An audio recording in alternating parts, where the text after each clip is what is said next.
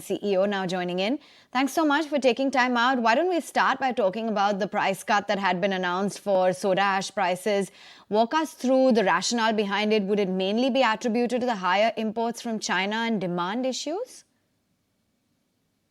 China is not in the scene at all. So China numbers usually track about 9,000 odd tons, and it's been just there, in fact, tracking down. China is having inventory problem. In fact, China is importing consignments. So the real issue is what's playing out in Europe. I think we missed the bus in terms of, we are not tracking Europe enough in terms of chemicals and what's happening to chemical stock. Especially Europe accounts for almost 6 to 7 million tons of demand, and about 4.5 million ton is domestic production in Europe, and that is really challenged today. And that's challenged from two front. I think there's been demand reduction in Europe, and secondly, I think the high energy costs because they don't have access to the cheap gas anymore coming in from Russia, and thirdly, the carbon dynamics, the way they are playing out in that market. I think their entire capacity is now is in the long term, I would say, difficult position. Because of that, what really has happened is also because the customer demand has fallen in, that there's a surplus material which is coming in from Turkey. It is not really coming in from the Turkish material, which used to land at about 10, 15,000 tons a month, has jumped up to 40, 45,000. In some months, it's almost 60,000. I think that's really the one which has caused a bit of dislocation. But if I were to sort of say, listen, I think this is a short-term materials are landing here. What would happen in the long run? I think really Turkish material, its real home is Europe. That would stress the or challenge the synthetic capacities there. And wherever natural capacity has come, the synthetic capacities in close proximity have found it difficult to compete, and they've had to fundamentally. If you look at North America, when 6 million ton of natural capacity came on there, it completely wiped out the synthetic capacity.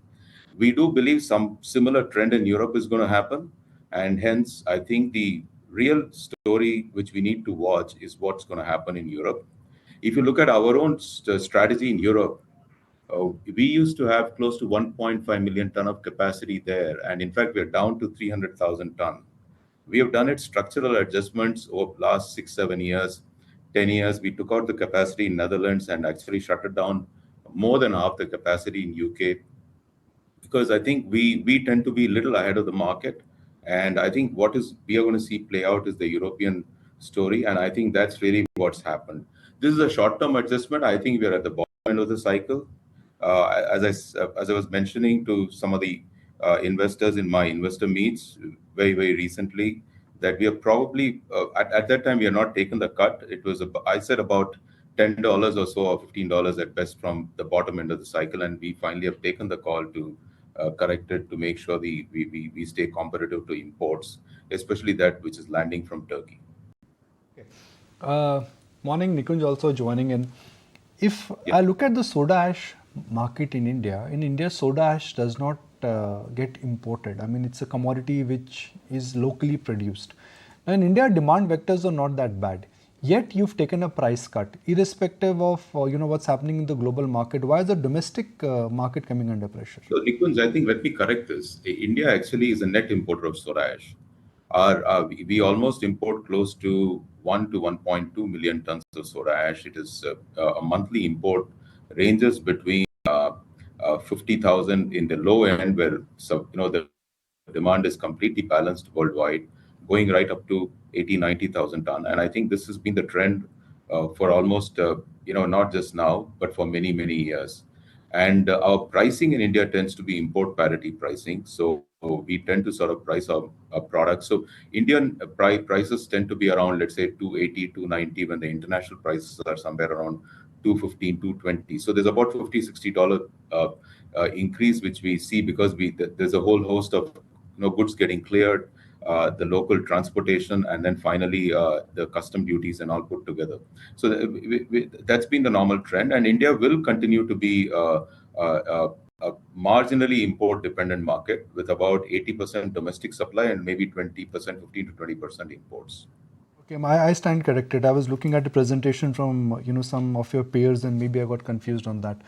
Uh, Given that the important raw material pricing, which is in your case coal, is still at a challenging level, do you think, irrespective of what happens to demand on the raw material front, the pressure will continue?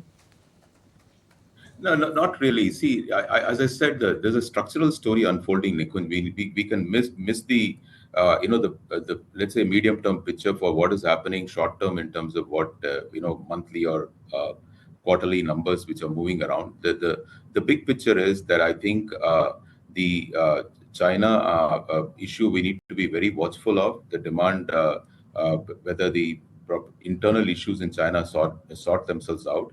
More importantly, I think the big capacity of 5 million ton of natural ash which came in China is probably going to challenge their internal synthetic market.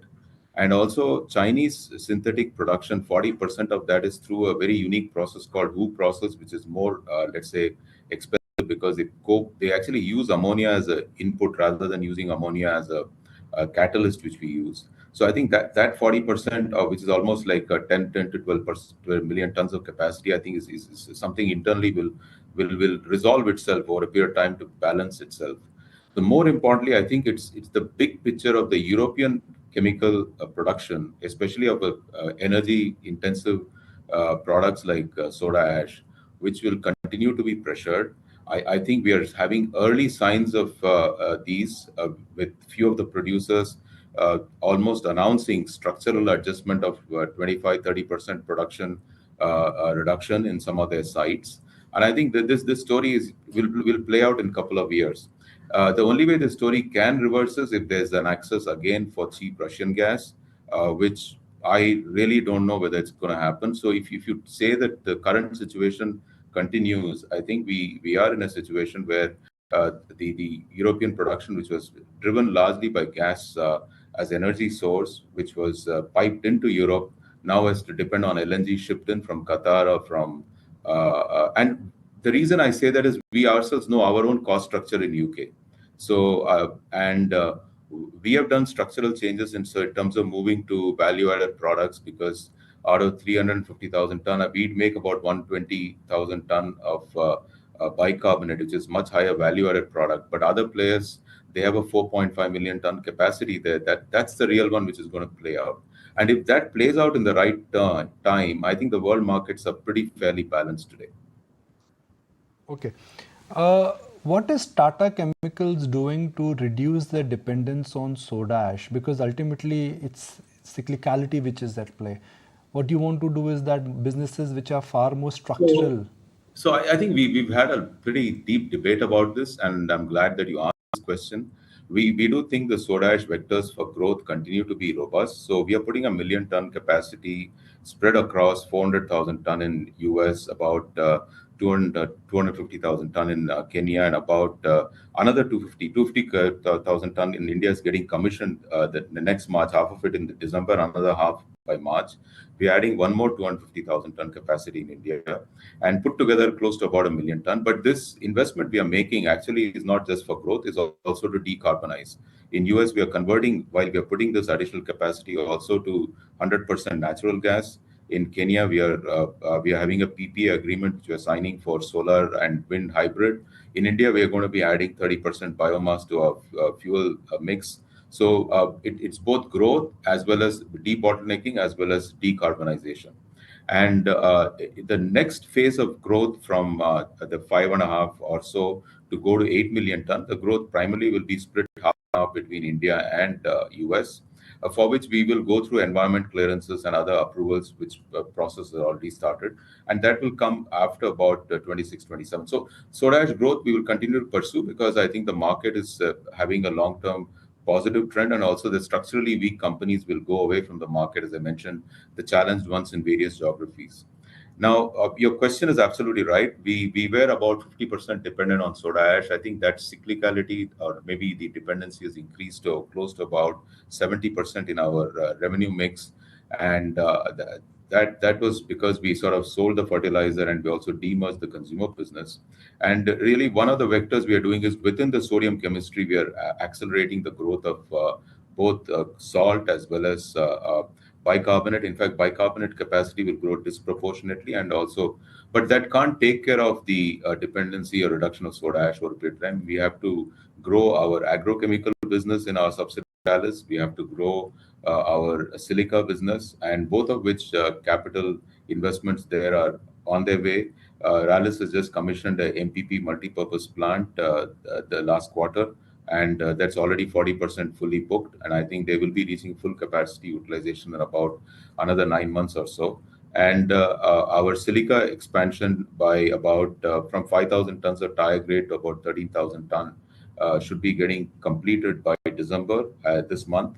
And then the board has already cleared to take that capacity to 30,000 ton, which investment we are waiting for consent to establish from the government. Once it's given, I think it's about 18-month investment cycle. So we have to grow other products, and clearly the board and the company management, we are all focused on that. But that doesn't take away the fact that we had three engines running the company. Two of the engines were taken through management action for other purposes. We now have one engine. We have to add another engine, and that's what we are doing. Final question, how far are you away from that real breakthrough in the battery technology? That's something everybody wants to know. You're working on it, we've spoken about it, but realistically, will it happen next financial year? It's not a technology issue, Nikunj. I think it is mostly an issue of a commercial arrangement to be worked out. As I mentioned, the battery itself will be made by a Tata Group company called Agarthas, which is fully in place. They are progressing well, and you would hear from them directly in the news as they make announcements. And we are engaged with them to be a supplier of choice. And if they do select us, I think it is in. Otherwise, we will have to look for other opportunities to enter. But we are fairly confident that we would work something out in the area of battery chemicals. We are pretty much focused on that, both cathode active materials as well as electrolytes. But this is a game that needs to be in the game, impatient. In addition to that, we have not stopped any R&D efforts. These are Horizon 3 opportunities, like, for example, in sodium chemistry, we've just made the coin cell. We will continue to do the development work on that. We are long-term bullish on this, but we'll continue to work. But it's a more of a commercial arrangement being worked out, and we will work with our potential customers as well as we can, as we have worked with almost all products with all our customers. Sure. Mr. Mukundan, great to have you on the show. Thank you so much for taking the time out and joining in today. Thank you. Okay.